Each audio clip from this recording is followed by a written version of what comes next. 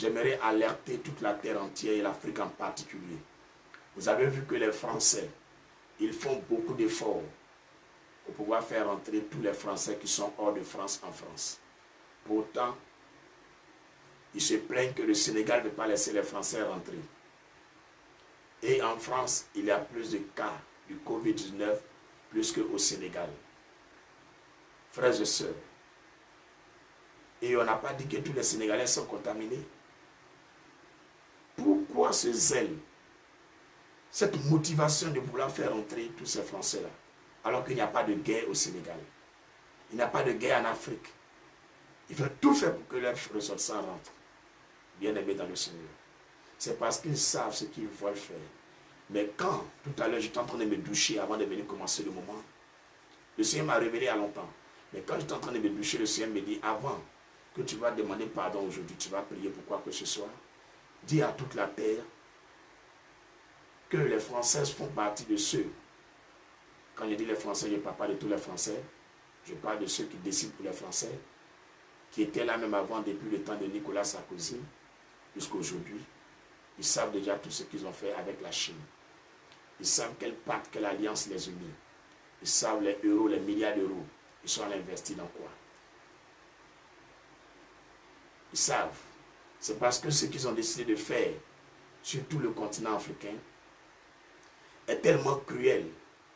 Est tellement cruel. Des millions et des millions de morts. Ils se disent que si les ressortissants restent, ils vont mourir. Imaginez-vous un instant. Depuis quelques jours, le virus n'arrive pas à contaminer toute l'Afrique. Ils ont déjà fait ce qu'ils devraient faire, hein. Ça n'a pas marché. Le Seigneur m'a dit des choses, mais quand j'étais en train de me laver sous la douche, il m'a confirmé, il me dit, va leur dire maintenant. J'ai dit, mais Seigneur, pourquoi?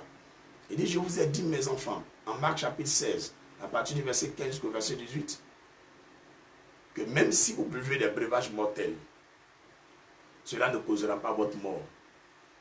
Ils vous ont déjà empoisonné avec le Covid-19.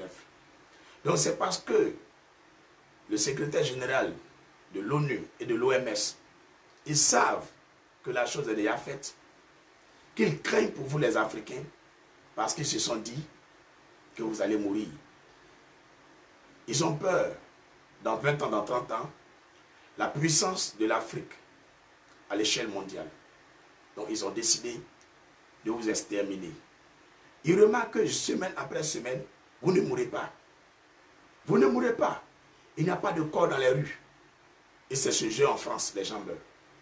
Ce jeu en Italie. Ce jeu que les gens meurent. Donc ils ne comprennent rien. C'est chez eux aux États-Unis que les gens meurent. Ils ne comprennent rien. Ils disent, mais tout ce que nous avons fait, c'est comment? Mes amis, mes frères et sœurs, vous qui êtes africains, vous êtes comme le peuple juif. Vous êtes comme le peuple hébreu. Vous avez vu que la maladie est sur toute la terre. Où ils ont ciblé, envoyé. Ça n'a pas été comme ça. Alléluia. Il y a une confusion à leur niveau. Ils ne comprennent pas les choses. Ils se posent la question. Ces Africains-là, ils sont bizarres, hein? Mais comment ça? Mes frères, n'arrêtons pas de prier. Vous avez choisi la bonne voie. La voie de la prière, c'est la meilleure des voies. Insistons dans la prière. La victoire n'est pas loin. Elle est juste à une semaine. Il reste presque une semaine. Le Covid va commencer à s'éclipser. Je vous le dis la vérité. Je n'ai pas vu ça dans le journal télévisé. Je n'ai pas vu ça sur Internet. Je n'ai pas vu ça dans une presse. Le Seigneur m'a parlé ici, il y a longtemps, quand ça a commencé les choses. Mais, j'attendais juste des confirmations avant de vous dire. Mais ceux qui sont auprès de moi ici, je leur dis à chaque fois les choses. Tout de suite, il m'a dit, mon serviteur, tu peux leur dire maintenant. Ils ont choisi de mettre des choses dans votre eau. Ceux qui sont très sages et intelligents, vous pouvez recueillir de l'eau. De l'eau. Vous mettez même dans des récipients où le fond est blanc. Déposez pendant 2 jours, 3 jours. Et regardez le fond de l'eau. Il y aura un dépôt. Vous pouvez prendre une petite cuillerée à café, de l'eau de Javel, et vous mettez dans vos bassines d'eau. Désinfectez ça et buvez. Si vous n'avez pas ça, vous pouvez prendre une pincée de sel. Dans 2 Rois chapitre 2, verset 19 au verset 21.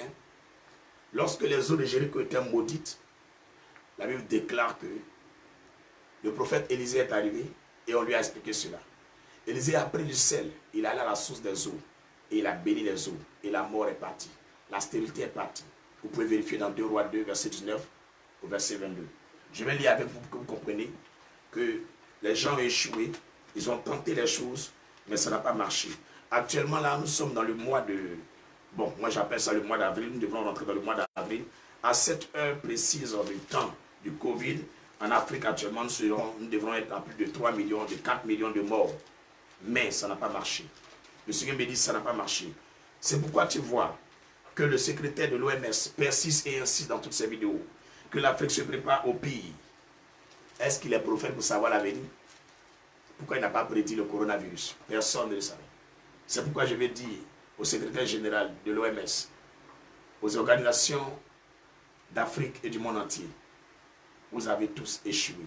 Maintenant, les présidents, les milliardaires qui sont au courant et qui veulent gagner un parcours, une part de cet argent diabolique, eux-mêmes, ça va tomber sur eux. Donc, regardez bien les autorités qui vont mourir dans ce temps. Regardez bien les milliardaires qui vont mourir dans ce temps. Et après le coronavirus, 2 mois après, c'est-à-dire 2 mois après le coronavirus, il y aura encore des morts. Ces morts-là, ils ont tout fait, ils ont tenté de tout faire pour les faire revivre. Ils n'ont pas voulu annoncer à temps. Ils étaient en réanimation. Mais la honte va faire que ils ne peuvent pas garder ces corps-là aussi longtemps. Donc ils vont annoncer aux nations. Donc préparez-vous. Le pire qui devrait arriver à l'Afrique va arriver aux milliardaires, va arriver au président, au premier ministre, au vice-président. Frères et sœurs, le temps de Dieu est arrivé. Lisons dans 2 Rois chapitre 2, verset 19 au verset 22. Je lis la parole de Dieu. Les gens de la ville dirent à Élisée, voici le séjour de la ville est bon, comme le voit mon Seigneur, mais les eaux sont mauvaises et le pays est stérile. Ils ont choisi d'attaquer l'eau courante que nous buvons. Les eaux qui sont dans vos robinets, c'est ça, ils ont attaqué. Mais je vais vous montrer la solution. Actuellement, ils n'aiment pas mon affaire. C'est normal qu'ils n'aiment pas mon affaire. Parce que je dérange les ténèbres. Et ce n'est pas moi en personne. C'est Jésus-Christ à travers vous, à travers moi, par nos prières qui est en train de déranger le monde entier. Et ils savaient que si les chrétiens prient, ils auront la solution. Ils vont voir des choses. Si les gens vont à la mosquée, les gens vont prier. Dieu va se manifester. C'est pourquoi ils ont tout fait pour briser les prières communes, les prières d'ensemble. Mais ils ont échoué au nom de Jésus. Vous ne mourrez pas. Et personne ne va mourir en Afrique. Il n'y aura pas des millions de morts. Parole de Dieu au nom de Jésus. Ils ont échoué. Je vous le dis. Verset 19, 2 Rois 2. Les gens de la ville disent à Élisée, voici le séjour de la ville est bon, comme le voit mon Seigneur, mais les eaux sont mauvaises et le pays est stérile. Il dit, apportez-moi un plat neuf et mettez-y du sel. Et ils le lui apportèrent. Il alla vers la source des eaux et il y jeta du sel et dit, ainsi parle l'Éternel, j'assainis ces eaux. Il n'en proviendra plus ni mort, ni stérilité. Et les eaux furent assainies jusqu'à ce jour, selon la parole qu'Élisée avait prononcée. Alléluia. Donc à la maison chez vous, vous prenez juste une pincée de sel, juste petit grain de sel. Dans chaque bidon d'eau, vous mettez petit sel, pas beaucoup. Hein. Vous prenez petit, c'est juste l'action qu'il faut poser.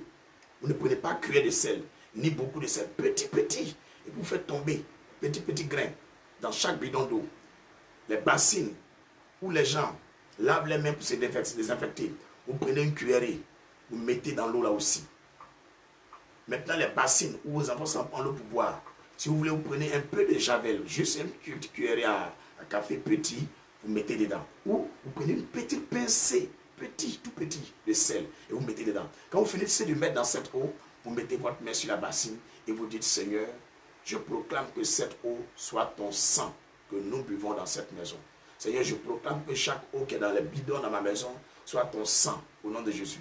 C'est pourquoi vous tous qui croyez que ce que je dis vient de Dieu et que Dieu nous a déjà sauvés, mettez votre main comme ça sur votre bas-ventre et dites avec moi, Jésus-Christ, répétez cette prière.